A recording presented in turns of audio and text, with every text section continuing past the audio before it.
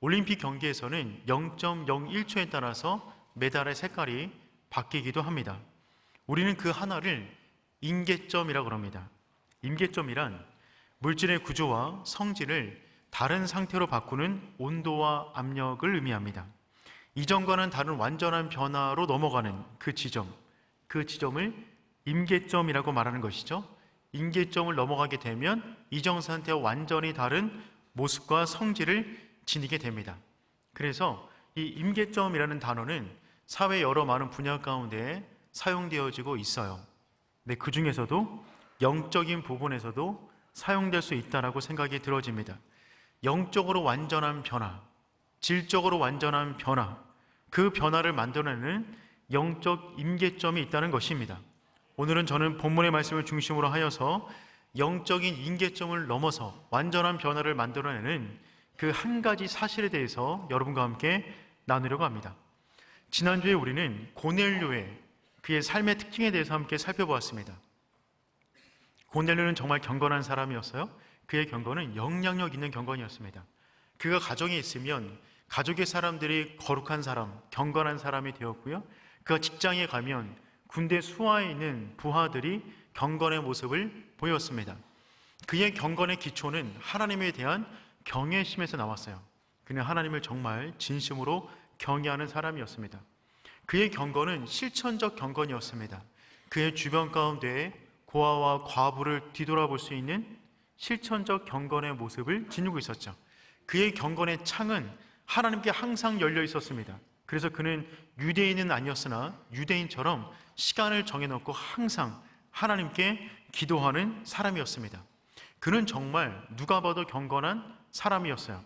그런데 오늘 본문의 말씀 보니까 거기서 멈추지 않고 고넬료 안에 또 다른 특징들을 기술해 놓고 있습니다.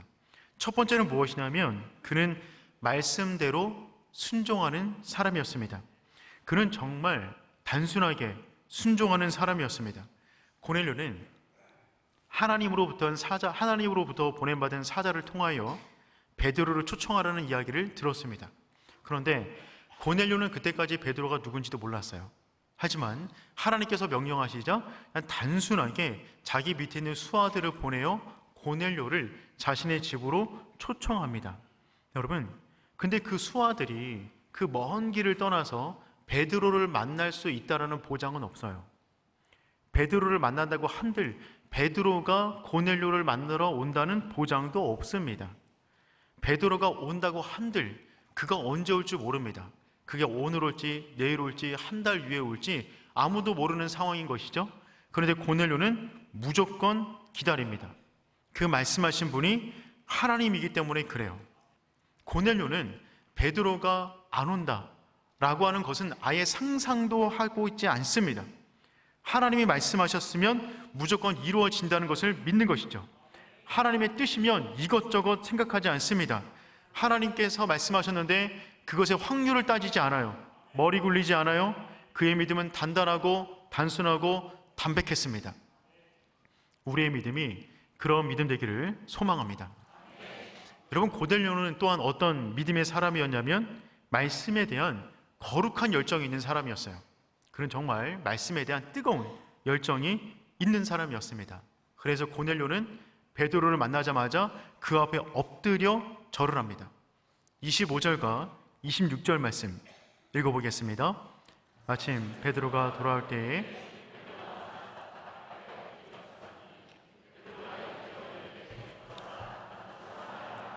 아멘. 고넬료는 베드로를 보자마자 하나님을 경배하듯 그 앞에 엎드려 경배합니다.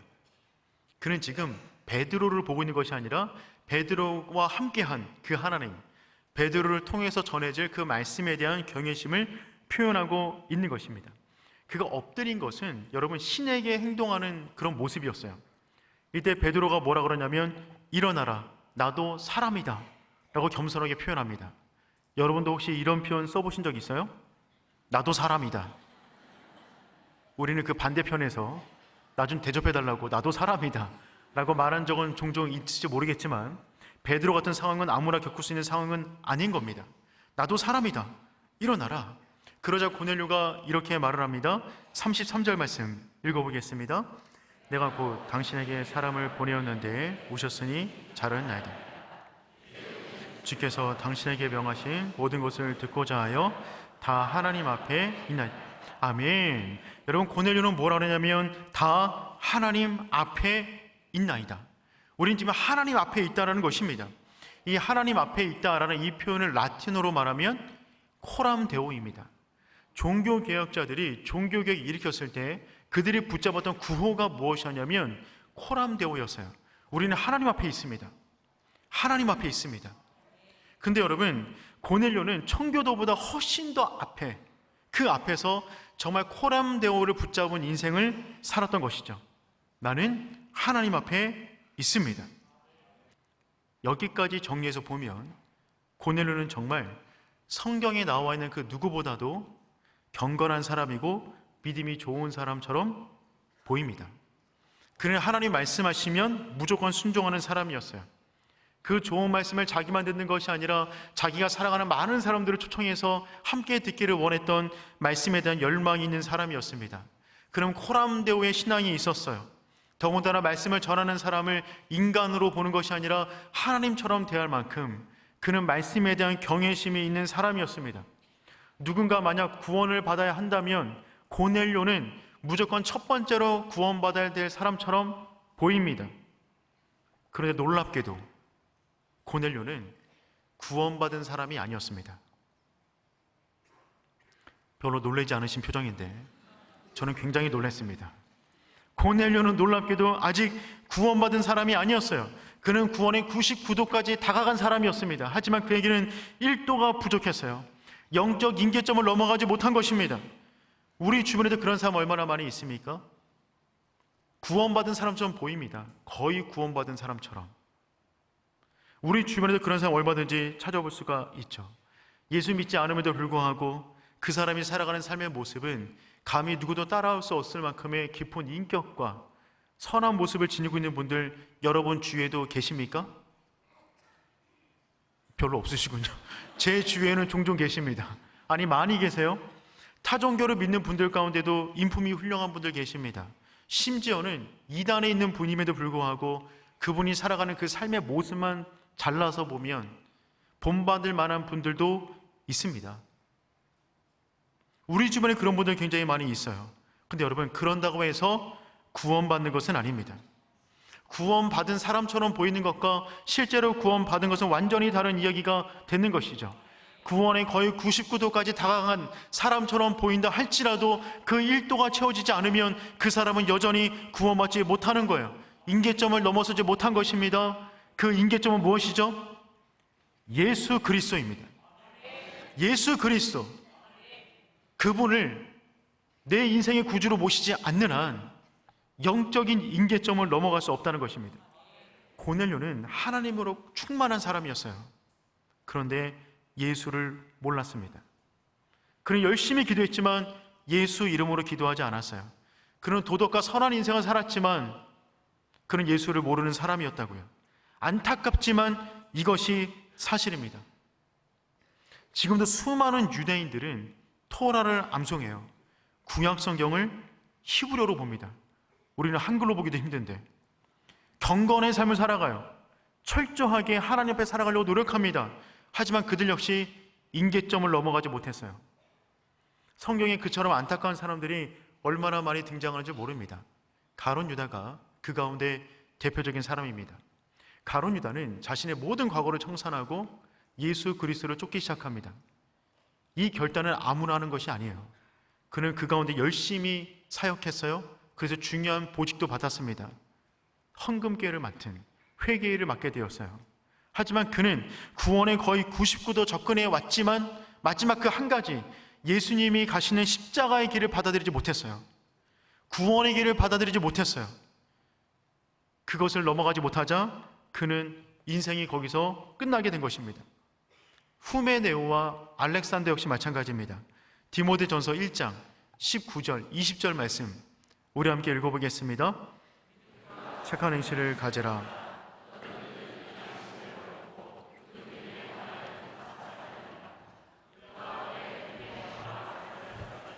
내가 사단에게 내어준 것을 그들로 훈계를 받아 신성을 모독하지 못하게 하려 함이라. 그렇죠. 후메네오와 알렉산더 이름을 언급하고 있어요. 그들은 한때 착한 양심을 지녔고 믿음이 있었어요. 하지만 그 믿음의 임계점을 넘어가지 못합니다. 그래서 믿음에 관하여는 파선하였느니라. 얼마나 안타까운 이름입니까? 신약에 후메네오와 알렉산더가 있었다면 구약에는 얀네와 얀브레가 있습니다. 디모데 후서 3장 8절 말씀 읽어보겠습니다. 얀네와 얀브레가 모세를 대적한 것 같이 그들도 진리를 대적하니 이 사람들은 그 마음이 부패한 자요 버림받은 자들이니라. 여러분, 얀네와 얀브레, 그들 역시 한때 믿음이 있는 사람이었는데 그 마음이 결국 부패하게 되고 믿음에 관하여는 버림받은 사람들이 되었다는 것입니다. 예수님 당시 사두개인과 바리새인들, 이들은 정말 성경에 능통한 사람들이었어요. 경건한 삶을 살기 위해서 구별된 삶을 살았습니다. 하지만 그들은 예수를 받아들이지 못했죠. 완전한 변화로 넘어가지 못한 것입니다.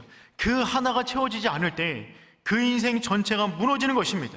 하지만 그 이름 한 분을 내 인생 가운데 받아들일 때 우리 인생 모든 부분들이 영적 임계점을 넘어 회복과 부흥으로 가는 줄 믿습니다. 여러분, 감사한 것은 하나님을 사람을 외모로 평가하지 않으신다는 것입니다. 그러니 그분께 다가오는 모든 사람들을 하나님은 다 받아주실 수가 있는 거예요. 근데 베드로는 이때까지 그러지 못했어요. 그는 사람을 볼 때 철저하게 외모를 봤습니다. 혈통을 봤어요. 인종을 봤어요. 그들에게만 구원이 임한다고 믿었어요. 근데 하나님은 그렇지 않다는 것을 이때 베드로는 깨닫게 됩니다. 34절 말씀 읽어보겠습니다. 베드로가 입을 열어 말하되 하나님은 사람을 외모로 보지 아니하시고. 아멘. 베드로는 이때 깨달은 거죠. 참으로 하나님은 사람의 외모를 보지 아니하신다. 하나님은 정말 외모를 보지 않으십니다. 하지만 베드로는 그들의 외모를 보았다고요. 유대인이 아니면 구원받지 못하는 줄 알았어요. 근데 그 순간 깨달았죠. 하나님 외모를 보지 않으신다. 그런데 사람은 외모를 본다는 것입니다. 여러분도 외모를 보십니까? 이나영 씨가 결혼 전에 방송에서 인터뷰를 하셨어요. 외모는 진짜 안 따집니다. 잘생기면 싫습니다. 바람 피우면 어쩝니까? 이나영 씨가 자신의 이상형으로 박명수 씨를 뽑기도 했어요. 근데 그분은 원빈 씨와 결혼하셨습니다. 고소영 씨 역시 결혼 전에 눈에 쌍꺼풀이 있고 예쁘게 생긴 남자는 싫습니다. 얼굴은 절대 안 봅니다 라고 하셨는데 장동건 씨와 결혼하셨어요. 손예진 씨 역시 외모는 거의 안 보는 것 같다, 성격이 매력적인 사람이 좋다라고 말씀하셨는데 원빈 씨와 결혼하셨습니다. 현빈 잘하시는군요. 물론 이분들 속마음 다 좋으시겠죠. 근데 여러분, 역시 사람은 외모를 볼 수밖에 없는 것 같습니다. 근데 여러분, 하나님은 외모를 보지 않으세요. 왜 외모를 안 보실까요? 하나님이 만드셨으니까. 하나님이 만드셨으면 다 작품인 것입니다. 그래서 하나님은 외모를 보지 않으세요. 근데 그분은 우리의 중심을 보십니다. 우리의 중심이 어떠한가. 그리고 하나님은 모든 사람을 품어주세요. 그분의 품은 모든 사람을 품을 만큼 넓습니다. 그리고 그의 품은 아직 빈자리가 너무 많이 있어요. 누구든지 주께로 나오는 모든 사람은 그의 품에 안길 수가 있다라는 것입니다. 그런데 한 가지 분명한 사실은 무엇이냐면 그분은 모든 사람을 받아주실 수 있지만 그 한 가지 조건이 충족되어야만 합니다. 그것은 무엇이냐면 예수 그리스도, 그분을 통해서만 하나님 품 안에 안길 수가 있다는 것입니다. 고넬료는 거의 90도까지 간 사람이었지만 그 한 가지가 부족했어요. 그래서 하나님은 베드로를 만나게 하신 것입니다. 그래서 베드로는 그 순간에 고넬료를 보자마자 하나님의 환상까지 동원하시면서 자기에게 계시를 주신 그 뜻을 이제야 깨닫기 시작했어요. 그에게 필요한 그 한 가지, 그 임계점을 넘어서는 그 한 가지를 전하기 시작합니다. 오직 예수 그리스도 십자가 부활에 대해서 오늘 본문의 말씀 36절에서 43절까지 전합니다.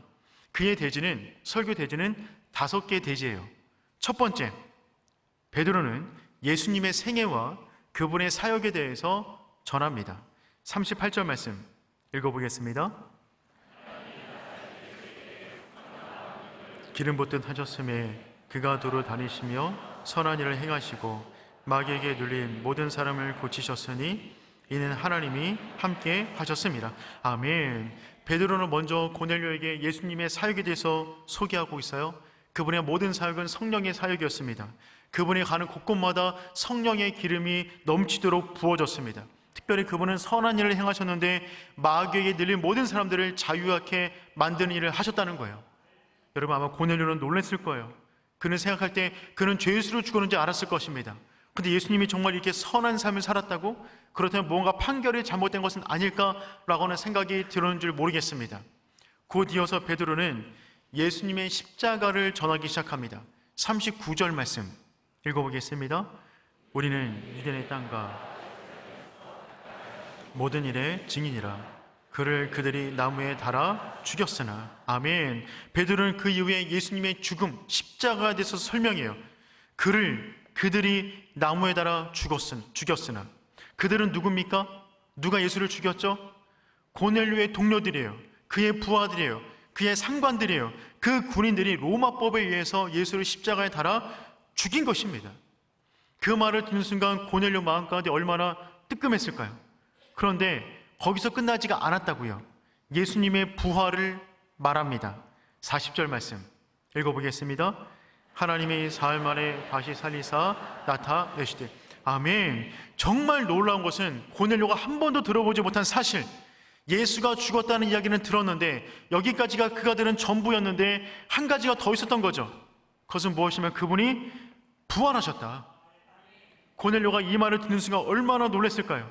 그분이 부활하셨다면 그분은 인간이 아닌 것이고 정말 사람들이 그렇게 말하듯 그는 하나님일 수도 있는 것인데 그 사실을 고넬료는 모르고 있었다는 것입니다.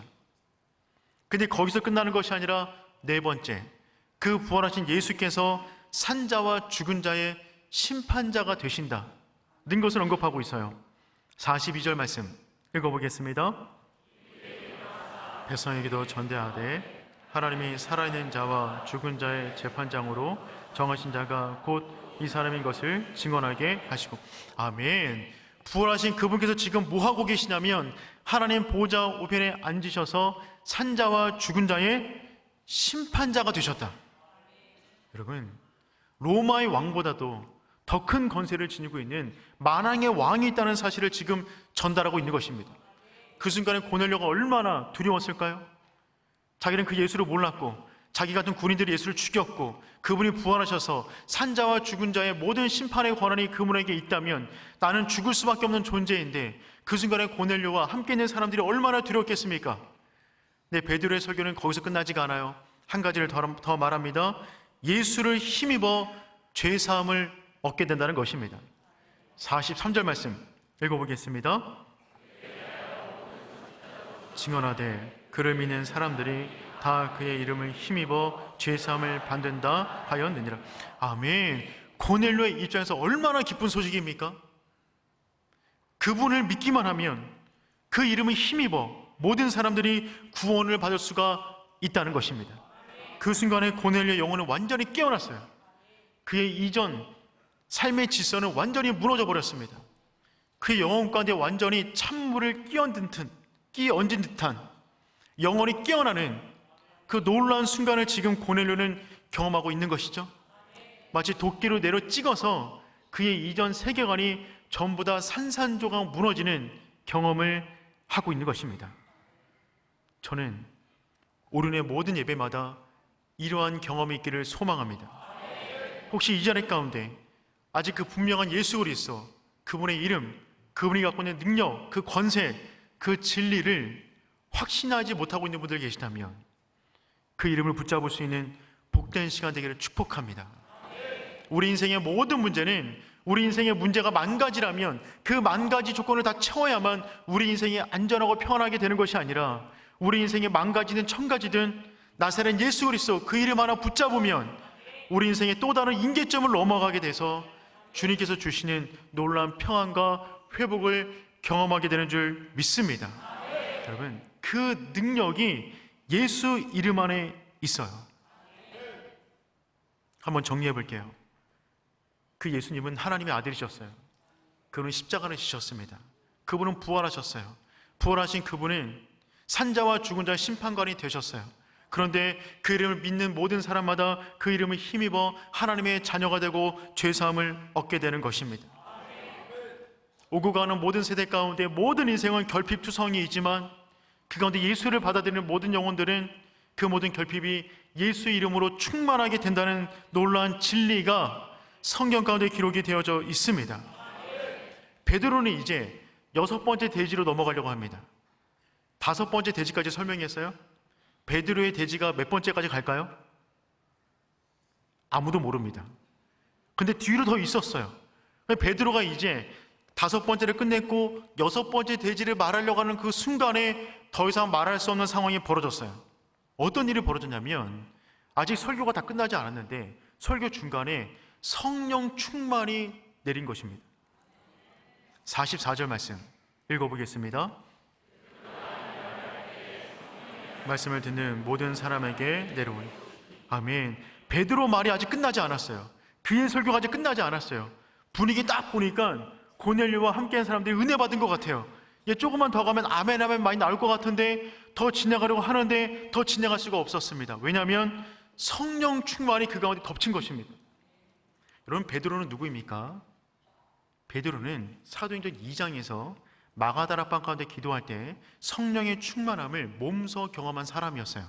그는 성령의 충만함이 뭔지를 누구보다 잘 알고 있습니다. 근데 그때와 똑같은 상황이, 그때는 다락방이었는데 지금 사도행전 10장에서 고넬료의 집에서 그 사건이 벌어지고 있는 것입니다. 그래서 학자들은 사도행전 2장을 유대인의 오순절이라고 말하고 사도행전 10장을 이방인의 오순절이라고 말을 합니다. 똑같은 사건이 지금 이방인 위에 임하게 된 것입니다. 45절과 46절 말씀 함께 읽어보겠습니다. 베드로와 함께 온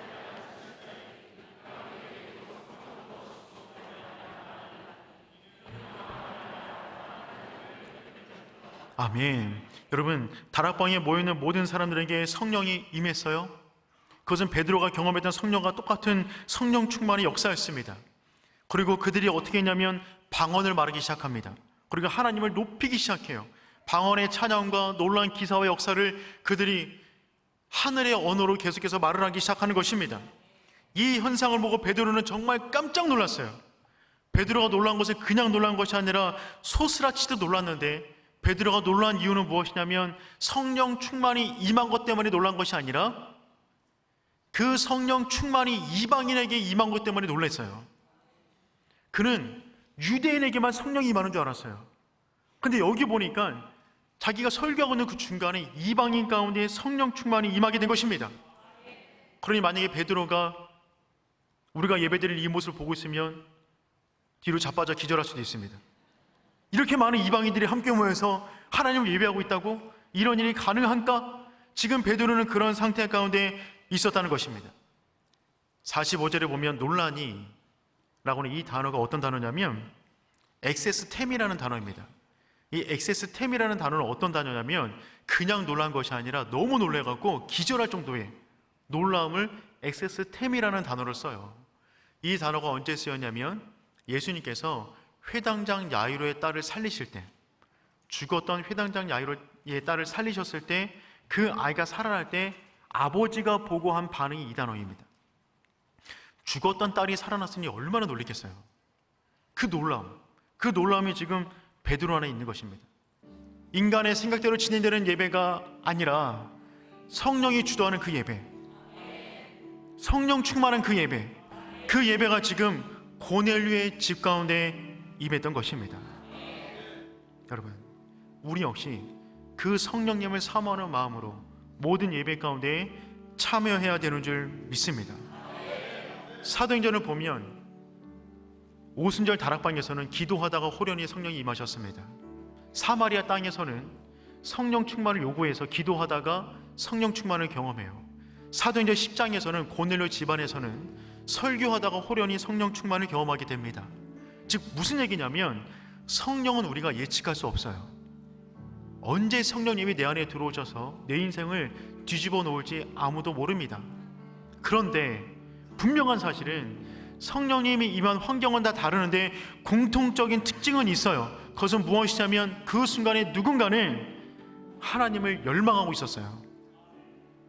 기도하다가, 말씀 듣다가 그 열망한 그 영혼 안에 하나님이 역사를 일으키셨던 것입니다. 하나님에 대한 굶주림, 배고픔, 열망, 헝거, 그 영혼 위에 하나님의 성령을 부어주시는 줄 믿습니다. 그 순간에 1도가 넘어가는 거예요. 임계점을 넘어섰습니다. 그 이후에 고넬료가 어떤 인생 살았는지 우리는 정확히 알지 못하지만 그는 분명히 이전과는 완전히 다른 인생을 살아갔을 것입니다. 우리 인생 가운데 문제는 무엇입니까? 그게 무엇인지 간에 예수 이름 한 분 붙잡으면 그 1도가 더해져 우리 인생 가운데 새로운 역사가 펼쳐지게 되는 줄 믿습니다.